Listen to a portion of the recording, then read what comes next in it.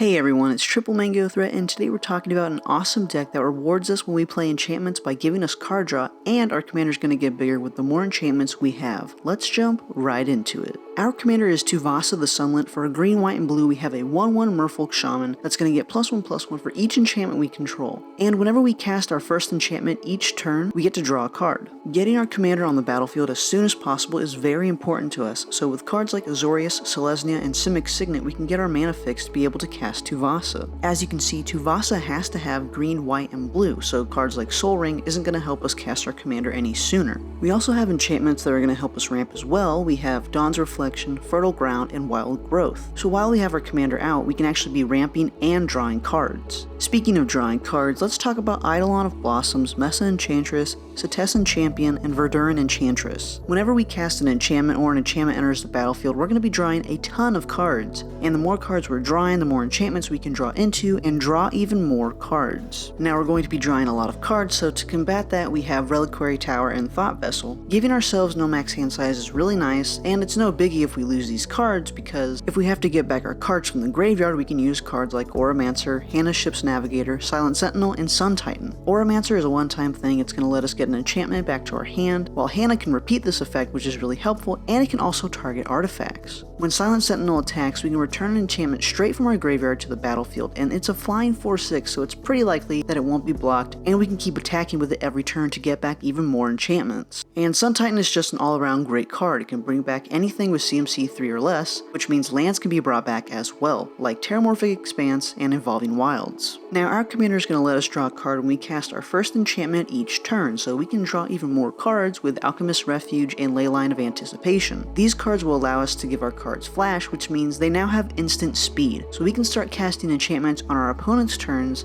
which will get us a lot more cards with our commander. Now our commander is going to be a huge target, not only because she's getting us card draw, but because we'll be doing a lot of damage with her. So we can protect Tuvasa with cards like Alpha Authority and Destiny Spinner. Alpha Authority is going to give our commander hexproof, which will make it harder for our opponents to target her, and we'll still be able to target her. Destiny Spinner is going to help our commander not be countered, as well as our enchantments. If we need to mess with our opponents, we can do this with Arcane Denial and Negate, which are great counter spells to have, and we also have enchantments for removal like Banishing Light and Oblivion Ring. When they enter the battlefield, we can exile a non-land permanent of our opponents, and they're not going to get it back until our enchantment leaves the battlefield. Kenrith's Transformation is a favorite removal spell of mine because we can enchant a creature, so hopefully our opponent's commander or whatever really important creature of theirs, and they're going to lose all their abilities, and their power and toughness is just going to be a 3/3 now. This is a great card to use against our opponents. So how do we win the game? Well, let's talk about Approach of the Second Sun. If we cast it, we're going to put it 7 cards down from the top of our library, and if we cast it twice, we win the game. Well, since we're going to be drawing an insane amount of cards, this just seemed like a really easy inclusion. Nylea's Colossus. Whenever it or another enchantment enters the battlefield, we can double target creature's power and toughness until end of turn. So commander damage is a very likely way to end up killing our opponents. Thank you all so much for watching. If you'd like to purchase this deck, you can do so with the TCG link in the description below. It really helps out the channel at no additional cost to you. If you'd like to support the channel through Patreon, you can receive some rewards for doing so, like a signed card from my collection, you can see your name at the end of my videos, or I'll make you a personalized deck tech each year. Again, I want to say thank you for liking and commenting on each one of my videos. It really helps out, and I'll see you on the next one.